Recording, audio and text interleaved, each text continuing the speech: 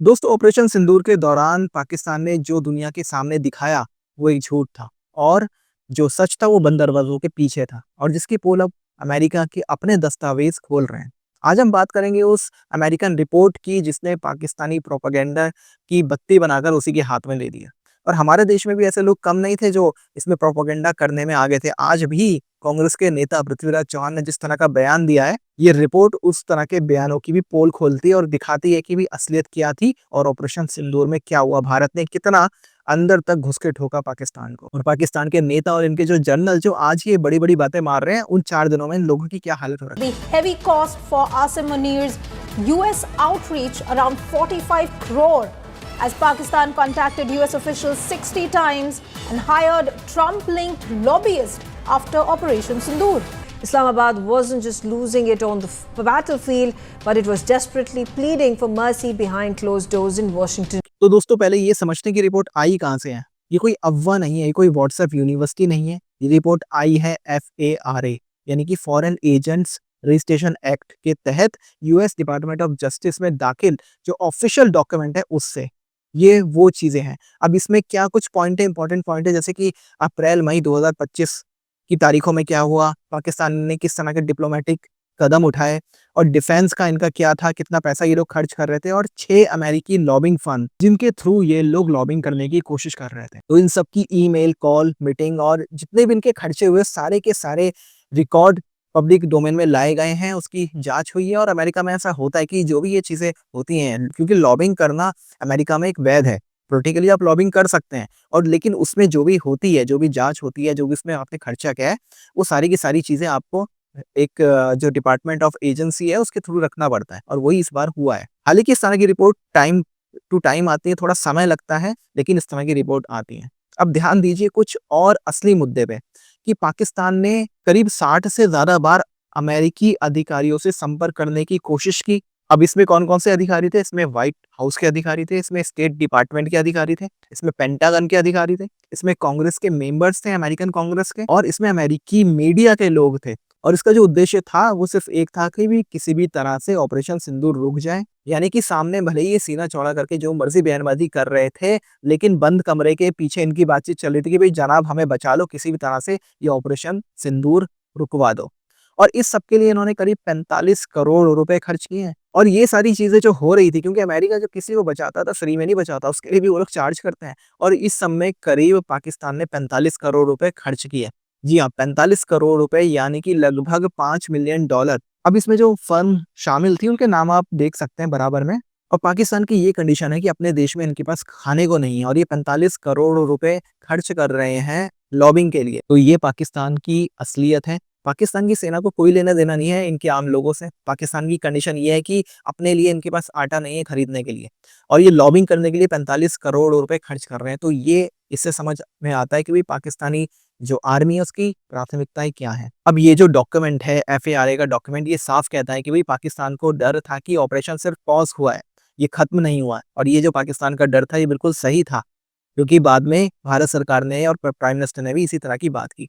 भारतीय वायुसेना यूके और पंजाब की प्रोविंस में जिस तरह से 100 किलोमीटर अंदर तक नूर खान बेस हो, रहीम यार खान का बेस हो, HQ-9 एयर डिफेंस सिस्टम हो, सबको पूरी तरह से तबाह कर दिया गया। इनके 11 एयर बेस जिस तरह से तबाह हुए, और करीब 5,000 करोड़ रुपए से ज़्यादा के टेंडर इन्होंने उसके बाद निकाले हैं इनको फिर से बनाने के लिए।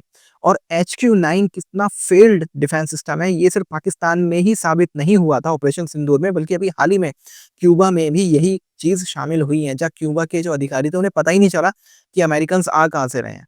हालाँकि ये बात अलग है कि उनके बहुत सारे अधिकारी अमेरिकन्स के साथ मिले हुए थे, लेकिन ये भी सच है कि जो चाइनीज़ HQ-9 डिफेंस सिस्टम है, ये पूरी तरह से एक फेल्ड सिस्टम है, जो पाकिस्तान में तो फेल्ड हुआ ही ऑपरेशन सिंदूर में, बल्कि अभी क्यूबा में भी इसकी पोल खुल गई है।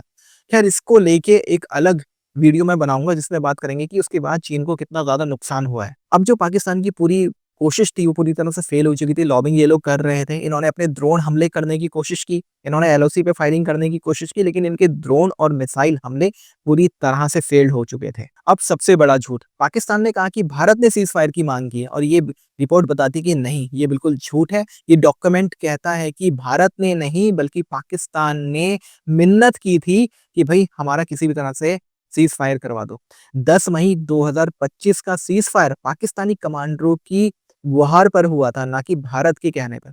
और ये जो ट्रम्प बार-बार बोलता है कि भई मैंने ट्रेड की, डील की, धमकी दी कि ट्रेड नहीं करेंगे, डील नहीं करेंगे, तो उसके बाद हो गया ये बात भी, ये रिपोर्ट खुद कहती है कि भई ये बिल्कुल झूठ बात है, क्योंकि रिपोर्ट में क्लियरली लिखा है कि पाकिस्तानी जर्नलों ने पूरी तरह से घुटने टेक दिए थे और हाथ-पैर जोड़े कि भई किसी भी तरह से ये जो है सीज़ फायर करा दो, वरना ये हम बच नहीं पाएँगे। और अमेरिका का एक टूल है पाकिस्तान, पाकिस्तान को अमेरिका ज़िंदा रखेगा तब तक उसकी ज़रूरत है। क्योंकि अमेरिकी जो है पूरी तरह से साउथ ईस्ट एशिया में यूज़ करता है पाकिस्तान का। पूरी गंदगी यहाँ पे पाकिस्तानियों ने ही फैलाई है, चाहे अफ़गानिस्तान हो, चाहे वो भारत में हो। तो इसलिए अमेरिकन इसकी मदद करते हैं। अब मैं आपको एक चीज़ याद दिला दूँगा कि जेडी वेंस ने शुरू में कहा था, जो कि अमेरिका के उपराष्ट्रपति हैं, कि भई हम इसमें कोई इंटरफेरेंस नहीं करेंगे। लेकिन बाद में ट्रम्प का बयान आ जाता है, ट्रम्प का एक ट्वीट आ जाता है कि भई मैंने सीज़ फायर करा दिया है, जो बिल्कुल चौंकाने वाला था सबके लिए। अब थोड़ी-सी भविष्य की बातें करते हैं। पाकिस्तान अभी भी अपनी हरकतों से बाज़ नहीं आया है। यूके में फिर से नए टेररिस्ट कैंप चल रहे हैं। जैश, लश्कर, हिजबुल में 100 से ज़्यादा जो आतंकी ट्रेनिंग है वो चल रही है। और विंटन इन्फ्लेशन की ये लोग कोशिश कर रहे हैं। इनका है कि भई 30 से 50 आतंकवादियों की हम घुसपैठ फिर से कश्मीर में करा दें। हमास के जो टॉप लीडर हैं उनके साथ इनकी मीटिंग्स चल रही है, जो खुलेआम मीटिंग्स इनकी हो रही है, यानी कि लश्कर और हमास का जो है अब एक टाई अप देखने को इसमें मिल रहा है। और ये सिर्फ भारत के लिए नहीं, बल्कि ग्लोबल सिक्योरिटी के लिए भी एक बहुत बड़ा खतरा है। यूएस की थ्रेट असेसमेंट रिपोर्ट कहती है कि पाकिस्तान भारत को एक एक्सटर्नल थ्रेट मानता है। 170 से ज़्यादा न्यूक्लियर वेपन्स इनके पास हैं और इस तरह की मिसाइल्स भी ये लोग डेवलप कर रहे हैं, जिससे ये इस वॉरहेड का, जो न्यूक्लियर वॉरहेड है, उसका यूज़ कर सकता है। यानी अगर ये युद्ध में हारते हुए अपने आप को दिखेंगे तो फिर इनकी न्यूक्लियर ब्लैकमेलिंग शुरू हो जाएगी। अब दुनिया को ये सब दिख रहा है, लेकिन फिर भी दुनिया इसमें कुछ नहीं बोलेगी, क्योंकि जो इंटरेस्ट है अमेरिका के पाकिस्तान के साथ, वो इस तरह से जुड़े हुए हैं कि अमेरिका पाकिस्तान को पालता रहेगा। और हमें ये देखना होगा कि भई हमें किस तरह से इन चीज़ों से बचना है, क्योंकि आखिरी में सबसे ज़्यादा परेशानी इससे हमें ही होने वाली है। और भारत सरकार, मुझे ये लगता है कि पूरी तरह से अलर्ट है और इसको लेके प्लान बना रही है। अब दोस्तों, सबसे बड़ा सवाल यही उठता है कि दुनिया कब तक इस तरह से ये जो खेल है अमेरिका का या पाकिस्तान का, झूठे से कब तक झेलेगी। तो आज के वीडियो में इतना ही था। वीडियो अच्छा लगे तो लाइक करें, शेयर करें, चैनल को सब्सक्राइब करना ना भूलें और बेल का आइकन प्रेस करें लेटेस्ट नोटिफिकेशन के लिए। मिलते हैं अगले वीडियो में, तब तक के लिए जय हिंद।